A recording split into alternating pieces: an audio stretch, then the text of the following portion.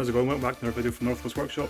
Today's video I wasn't actually going to bother filming. A mate dropped the car off, it's a BMW 3 Series, and he's asked me to try and tint the windows on the car, so I wasn't going to bother filming it, but I thought if it goes alright, it's worth filming just in case. So if you're seeing this video, it means it did go alright. And they didn't turn out horrendous.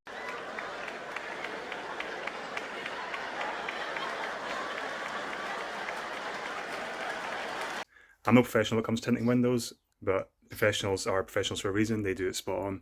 My work is okay, I'd say passable, but and by no means perfect.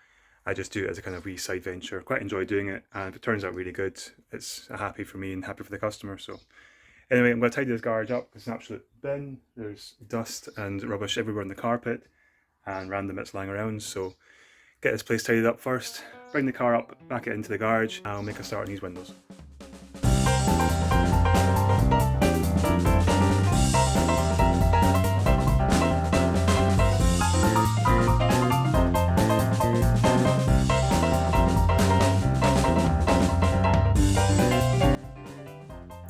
Nice clean worktop, fairly clean floor, clean garage.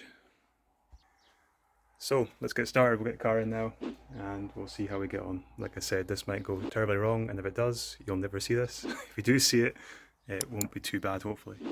So we'll get started. Oh, and I'm going to say at some point we might have a full organisation of the garage video coming up. So that would be a full clear out, rid of all the clutter. Get some nice units on the wall, get the walls painted, just get it properly organised so that it looks way better than just now, because it's a dumping ground just now for everything. So that video will come at some point. Beneficial to me. I don't know if it's beneficial to you to watch, but it might be interesting to watch, see how it turns out. And yeah, it'll make it so much easier to work in this place, because just now I'm just kind of stepping over crap the whole time. Anyway, let's get this car sorted. Just got to move that scrap out of the way first. The work I've got to do to find a bloody key to get this car moved. It never sits in the same place. My key's always hanging exactly the same place. If you look for my car keys, you'll find them there. This key goes from jacket to jacket, worktop to worktop, bedroom to bedroom. Yeah, this is the hardest thing to ever find in my house. Shouldn't be that way. Let's get this car shifted.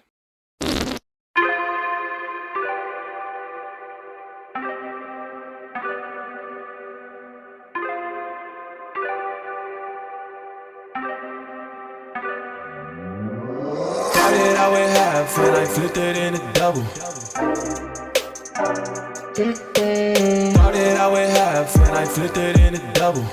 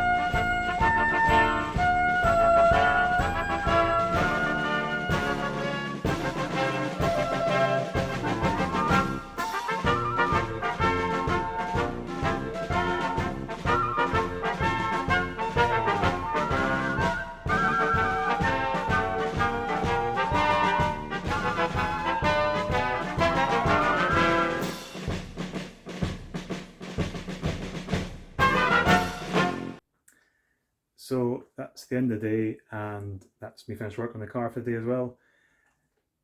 Yeah, it was a pig of a job. A pig of a job, as I guessed. The windows aren't easy to do. It's just not an easy thing at all, window tinting. Professionals do it really well, and big respect to them, because I find it really awkward to do. If you've seen my Instagram, I did do a large minibus, blacked all the windows out. Bit easier in some ways. It wasn't a perfect job either, but the windows were more accessible, the edge of the windows were more exposed, whereas in a car you tend to have like the car trim up against the window, so it's hard to get the film shoved down the edges. The back window as well, I have to do that in 3 parts. Again, professionals will do it in 1 part. I think what they do is they heat the tint on the outside of the window, get it to the curvature of the window, and then when they do it on the inside, it just follows the curves. If you do it in one piece normally without heating it up, what happens is all the edges kind of bump up together because the tint wants to stay flat and the window's trying to force it around the edges. I'm not going to put myself up for professional window tinter anytime soon. Like I said, might just do it on the side now and again. It tests my skills. It kind of, the more I do it, the more I'll get better. In this job as well, I've got a couple of shots. The first shot was me tinting a window the incorrect way, or the incorrect way for me anyway, of just trying to trim it on the inside of the window once I started fitting it. And then I found later on the easiest way to do it was to put a light on the inside of the car, shine it out, put the window tint film on the outside of the window, and then trim the window tint to the correct size on the outside of the window, just up against the edge of the seals. And this means you get a lot better fit. So when you start fitting on the inside of the window, it goes right into the edges a lot easier. There's none of this pushing it into the edges and trying to trim it. It just takes ages doing it that way. So yeah, that's me learning something on this job. And again, if I do it again in a different car, I'll learn another technique that might help me again. But overall, really difficult job. Top tip if you're trying to do it yourself, apart from don't do it yourself. Top tip maybe, so one, make sure the windows are spotlessly clean. I used a Stanley blade down the windows, alcoholic wipes as well, alcoholic spray. Obviously any dirt that's on the window, when you put the film on, it keeps the film off the window and you get wee bubbles. And with something like the dark limo tint, if you see that bubbles, they stand out a mile on really dark tint. So yeah, make sure the window is spotlessly clean. If you have really curved windows, it's not going to happen in one piece unless you heat the tint to the curvature of that window. I've tried this. It's possible, but it's not easy at all. If you're going to do big windows, like say a back window, and you want to do it like an easier way rather than trying to heat the film, I would cut it into strips, maybe like 3 strips for a back window, like I've done on this car here. When you fit your tint, make sure you let it dry fully before you start moving the windows. So I would put the tint up to the edge of the top window, roll the window up slowly, whether it's electric or manual, and then don't let that window move for the next 2, 3, 4 days.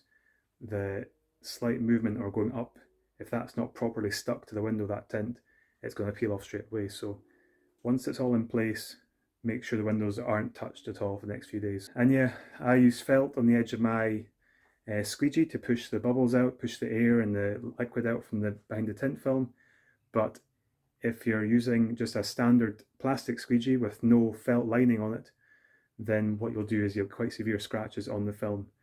Even though I used a felt lined squeegee for this job, there were still very minute fine lines in the film, like very, very fine ones, which you see when usually the sun comes through the window. You'll see them a lot easier. There's not really much way to avoid this. I was as careful as I could with the film myself, but I still see these lines all over it. So all I'd say is it's probably because of the film that I'm using. It is cheap eBay film, and you get stuff that's like 3-4 times the price that I think is double ply, I think they say it is. A lot less resistance to scratches, a lot better quality, probably easier to work with as well. I'm kind of half tempted to buy some expensive stuff just to see what it's like to work with. No harm in giving it a go yourself. I always prefer doing this on my own car because I hate giving someone the car back that's not quite right. And yeah, mate says he was happy for me to give it a go, see how I get on. He says I'm sure he'll be happy with the job as well. So yeah, we'll see what he thinks when he picks the car up, and fingers crossed it's all okay. Also, you might have seen the video as well, I did a quick wiring job for his reversing camera. So it's to come on with the reversing lights. So I tracked the wires for the reversing light, or reversing bulb, tracked the wires for it, so then I could tap into them, and then the camera attaches into that circuit.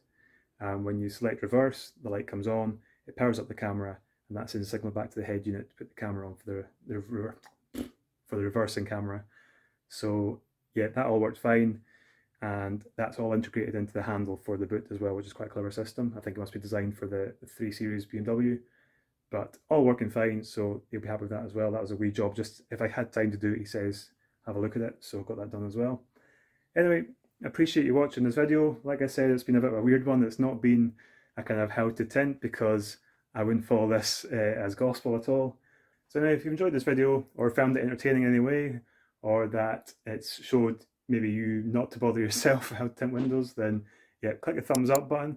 Also hit the subscribe button down below if you want to catch more videos that are more useful, like how-to videos of stuff I can actually do properly myself without having to make an arse of it like I did tonight. So yeah, hit subscribe down below. Also have a flick through all my previous videos as well if you want to see something like more relevant. Pardon me, that's my dinner coming back. So yeah, thanks again everyone for watching. Really appreciate it for sticking to the end, to this point just now. And I'll catch you on the next informative, useful, not messing things up video. Cheers. Started out with half and I flipped it in a double.